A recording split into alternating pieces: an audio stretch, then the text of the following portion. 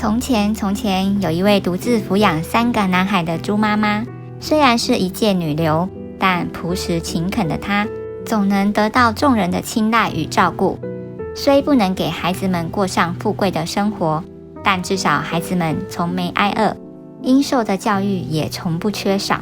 甚至工作努力而有额外获得报酬时，猪妈妈也不吝带儿子们一同远程旅行，只盼孩子们对人生有更宽广的眼界。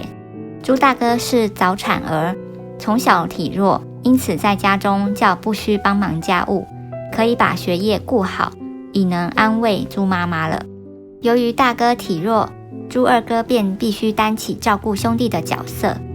但在猪二哥的内心里，总有许多不平衡，这来自于妈妈对大哥的照顾无微不至，对小弟的呵护有加，而他和妈妈的互动总是一方命令与一方执行的关系，在被疼爱的感受匮乏中成长，造就他总是希望自己能表现得更出色，样样比别人优秀，来得到母亲的注意与关爱。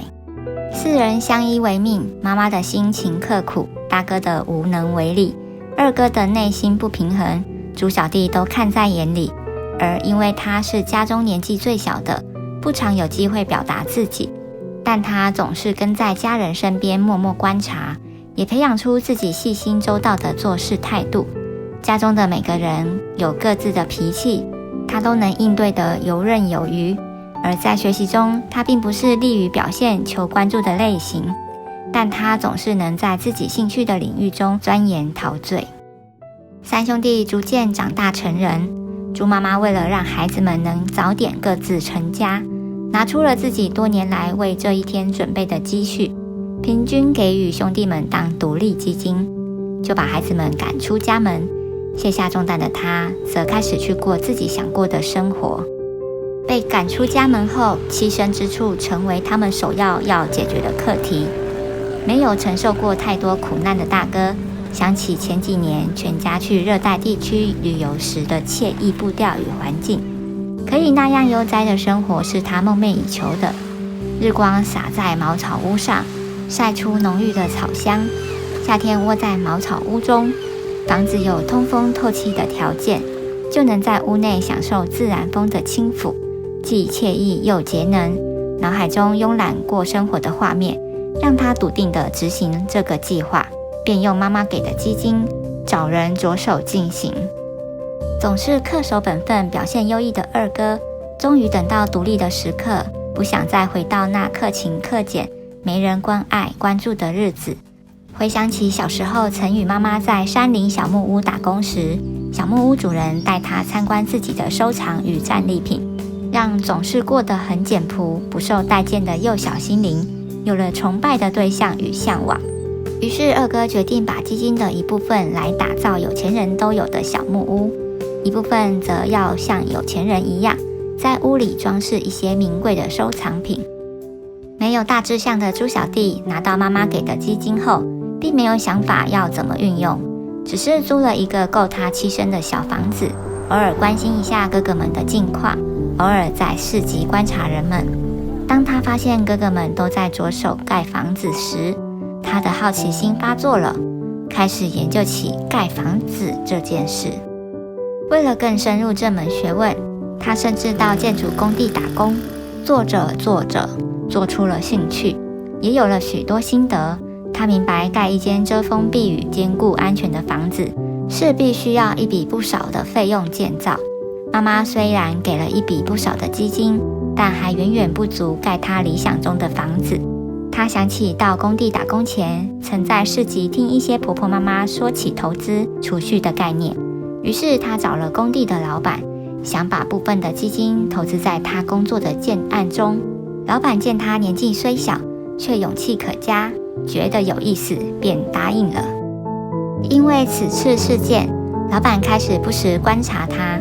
看他这么投入工作，好奇之下找他吃饭聊天了几次，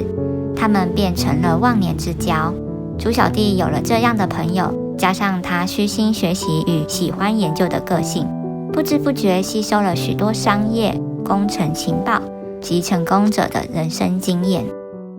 有一年，地方刮起强烈台风，大哥的茅草屋固然有浓厚的度假氛围，但却挡不住大自然的摧残。一夜之间，大哥的热带岛屿梦全毁，还好还有剩一点积蓄，带着积蓄跑去投靠二哥。经过这样的折腾后，精疲力尽的大哥已无力再建构自己的家园，便赖在二哥家中吃老本。而原本就习惯性照顾兄弟的二哥，听大哥的几句美言，就也随他赖着不走了。而后几年，因为气候异常，好久没有下雨，某个夏天，焚风向住在山下的二哥家吹去，引起火烧山。由于二哥家是木造的建筑，加上大地干燥了许久，二哥的木屋不一会儿功夫，也跟着森林大火一起烧了起来。朱大哥见状，赶紧拉着还在心疼自己收藏的朱二哥逃离火场。无家可归的两人想起他们还有个小弟，四处打听后，得知小弟已是某个小工程公司老板。两人既惊讶又心虚。惊讶的是，那个总是躲在角落不太表达的小弟，居然也能当上老板。心虚的是，一直沉浸在舒适圈的两人，似乎没有真的关心过小弟的生活。现在去投靠小弟，不知道能不能得到小弟的收留。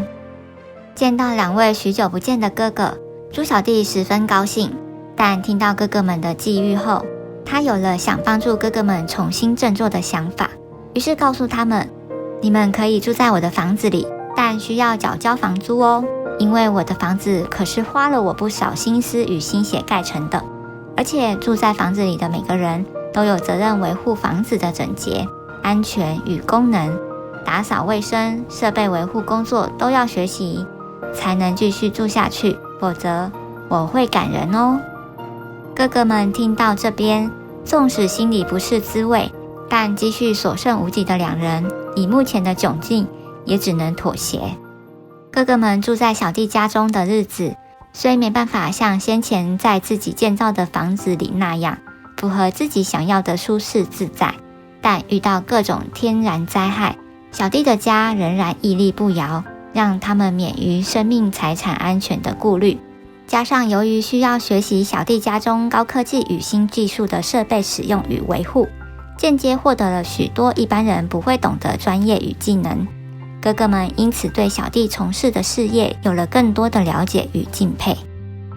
默默观察哥哥们的小弟，看到哥哥们日渐成长的知识技能与务实的生活态度，内心相当欣慰。在注意到哥哥们的积蓄快所剩无几时，主动向已经累积不少专业技术的哥哥们提出一起打拼的提议，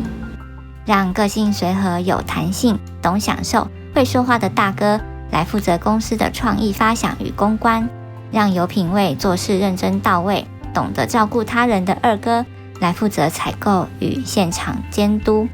哥哥们听到后，对于先前觉得小弟斤斤计较收房租的事感到羞愧，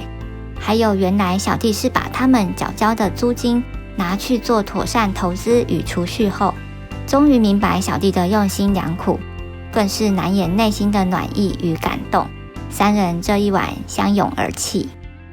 几年后，朱小弟的公司已不是朱小弟一个人的小公司，而是朱家的大企业。原本将他们赶出家门，要他们各自独立的朱妈妈，也想不到兄弟三人居然会有互相合作、共同创造新局面的本事。俗话说，三人同心，其利断金。人都有自己的个性、兴趣、专长与脾气。我们从小听的三只小猪的故事，猪大哥与猪二哥只有一无是处的结局吗？三个臭皮匠胜过一个诸葛亮。人不分贵贱，一个团体只要工作分配得当，